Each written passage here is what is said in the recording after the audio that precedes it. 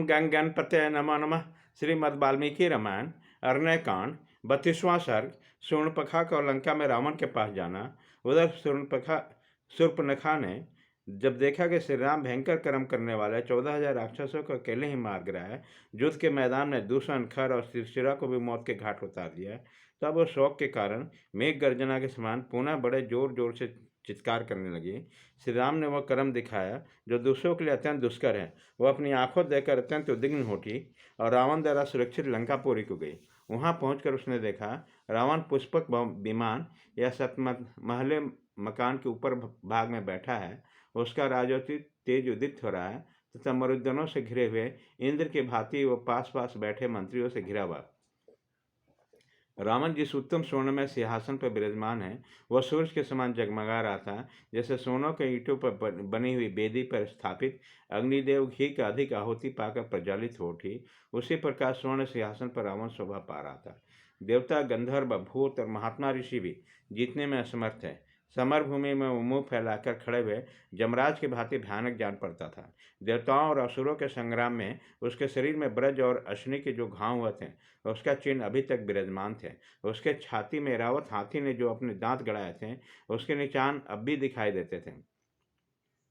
उसके 20 भुजाएं और 10 मस्तक थे। उसका छत्र, चवन और आभूषण आदि उपकरण देखने था। उसका बस स्थल बहुत विशाल था। वह वीर राजोचित लक्ष्मणों से संपन्न दिखाई देता था। वह अपने शरीर में जो बैदुर्मणि नीलम का आभूषण पहने हुए था, उसके समान ही उसके शरीर की कांति भी थी। उसने तपाए हुए सोने के आभूषण भी पहने रखे थे। उसकी भुजाएं सुंदर, दांत सफेद, मुंह बहुत बड़ा और शरीर पर्वत के समान विशाल था। देवताओं के साथ युद्ध करते समय उनके अंगों पर सैकड़ों बार भगवान विष्णु का चक्र का प्रहार हुआ था। बड़े बड़े युद्धों में भी अन्याय अशस्त्रों का भी उस पर मार पड़ते थे। उन सबके चिन्ह दृष्टिगोचर होते थे। देवताओं के समस्त आयुधों के प्रभाव से जो खंडित न हो सके, उसके अंगों से अक्षम्य समुद्रों में हलचल पैदा कर देता था। वह सभी कार्य बड़ी शीघ्रता से करता था। पर्वत शिखरों को तो तोड़कर फेंक देता था, देवताओं को रोद डालता था, धर्म को तो वह जड़ से काट देता था और प्राय स्त्री का सतीत्व नाश करने वाला था।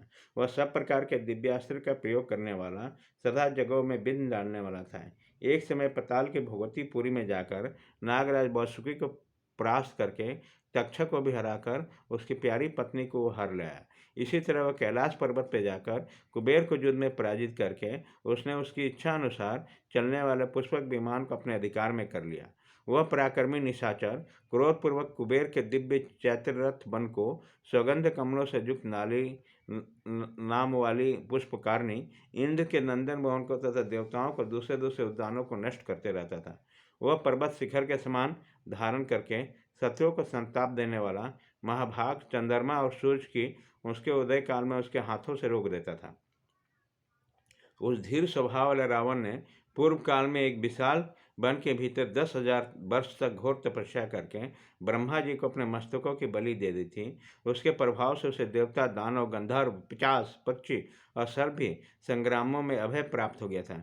मनुष्य के सिवा किसी के हाथ में उसे मृत्यु का भय नहीं था। वह महाबली राक्षस सोम सवन क्रम विशिष्ट योगों में दी जातियों द्वारा वेद मंत्रों को उच्चारण पूर्वक निकाले गए तथा वैदिक मंत्रों से सुसंस्कृत होते हुए स्तुत पवित्र सोमरस को वहाँ पहुँचकर नष्ट कर देता था। समाप्ति के निकट पहुँचे हुए जग का विध्वंस करने वाला वो दुष्ट निशाचर की हत्या तथा दूसरे दूसरे क्रूर कर्म करता था। वो बड़े ही रूखे स्वभाव का और निर्दय था। सदा प्रजाजन की अहित में ही लगा रहता था। समस्त लोगों को भय देने वाला और संपूर्ण प्राणियों को रुलाने वाला अपने इस महाबली क्रूर भाई को राक्षसी शूर्पणखा ने उस समय देखा। वह दिव्य वस्त्र और आभूषणों से विभूषित था। दिव्य पुष्पों की मालाएं उसकी शोभा बढ़ा रही थीं। सिंहासन पर बैठे राक्षस राज पुलस्त्य कुल नंदन महाभाग दशग्रीव प्रलय काल संहार के लिए उद्यत हुए महाकाल के समान जान पड़ता था। मंत्रियों से घिरे हुए शत्रुहंता के भाई रावण के पास जाकर भय से बेल हुई और राक्षसी कुछ कहने को उद्यत हुए। महात्मा लक्ष्मण ने नाक कान काटकर जिसे क्रूप किया तथा जो निर्भय विचरने वाले थे, उस भय और लोभ से मोहित होकर शूर्पणखा ने बड़े बड़े चमकीले नेत्रों वाले अत्यंत क्रूर रावण को अपनी दुर्दशा दिखाकर उससे बोले। इस प्रकार श्री वाल्मीकि निर्मित आर्ष रामायण आदि काव्य के अरण्यकांड में 32वां सर्ग पूरा हुआ।